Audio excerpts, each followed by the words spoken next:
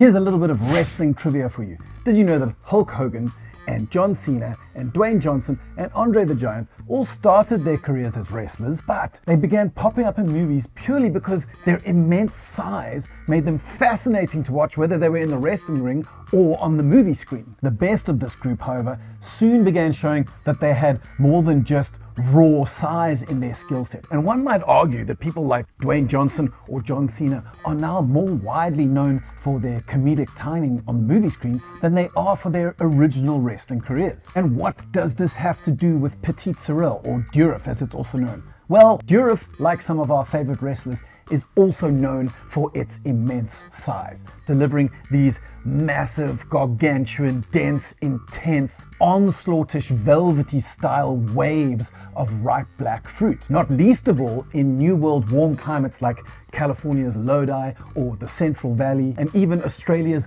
Barossa Valley. But again, sticking with the analogy, like some of our crossover wrestling movie stars, the best Petite Sirah wines have more than just size to offer, although I have been told that size is important. What we find is that with the right sites at the right altitudes and the right aspects, some cooling influences, some good canopy management, these Petite Sirahs can deliver not only masses of ripe black fruit, but also some slightly more nuanced, juicy red fruit elements, and even some really vivid black pepper spice. And that last element is really because, like Syrah and Zinfandel and Mourvedre, Petite Sirah has some pretty solid levels of retentions to it. Now, the reason that we're talking about Petite Sirah is because today's hand drink solo wine of the day is the Fairview Petite Sirah, which is from South Africa's decidedly warm Paarl region, just north of Stellenbosch. The wine is made by Fairview's head winemaker, Anthony de Jager.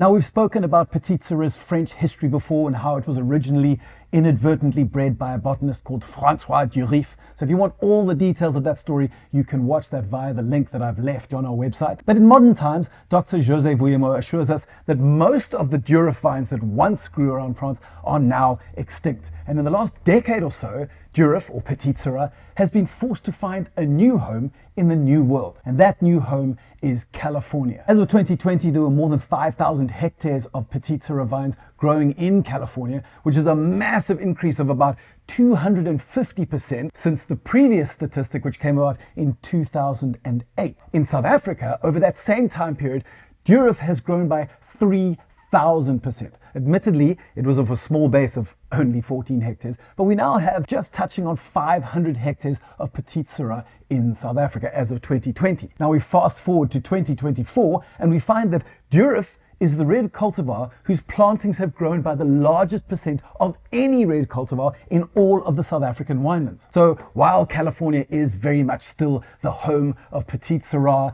and they're the only ones who have their own dedicated Petite Sirah association, which is very cutely titled PS I Love You. That aside, farmers in South Africa are clearly quite excited about the promise that Petite Sirah might show in our own climate.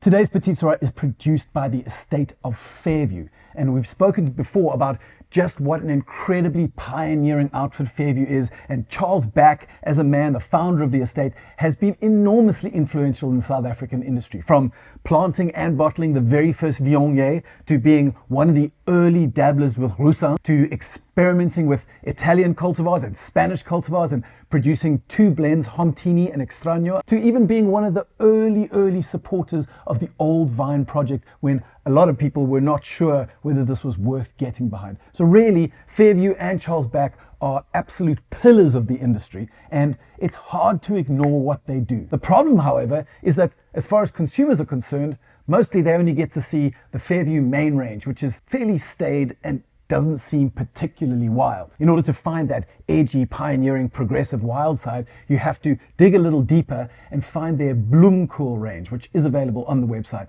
And there they do some fantastic small batch stuff, including an old vine Palomino, an old vine Chenin Blanc, an old vine Grenache Blanc, and a Tempranillo. Now, the Petite Sirah is in their main range, and so thankfully it's a slightly more visible sign that Venus Adventure is still alive and well at the estate. But it's not just that Fairview like dabbling in the obscure for shits and giggles. They seem to do it with an eye on quality. And if you don't believe me, well, this particular Petite Sirah has scored a platter 4.5-star rating at least 4 times in the last few vintages. And this wine has been in the South African top 100 wine list for at least 5 times out of the last 10 vintages. So as I say, it's not just obscure, it's actually made really well.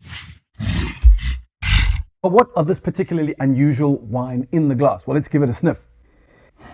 Well, that really is about as classic a New World example as you could hope for, because on the nose you do get lots of ripe black fruit. Blackberries, blueberries, black plum, black cherry. Then there's a little bit of oak-inspired nutmeg, which is not unusual for Petite Sirah. And then, after that, there's also this herbal flourish of fennel, which really is quite classy. Now, when we gave it a sip, well, again, I think this is Petite Sirah at its best, because you have very dense black fruit, as we suspected. More of the black plum and blueberries, black currant fruit pastel. And straight off the back of that fruit, you get those touches of licorice. And I guess on the nose, this presented as fennel. And then something that I didn't notice at all on the nose for whatever reason, but is very present on the palate, is some lovely black pepper spice as well. When it comes to the tannins, well, as to be expected, they are super dense. But in a weirdly pleasant way, because you're almost relieved that they're there, because they're the only thing standing between you and that overwhelming tsunami of ripe black fruit. And then as that fruit fades,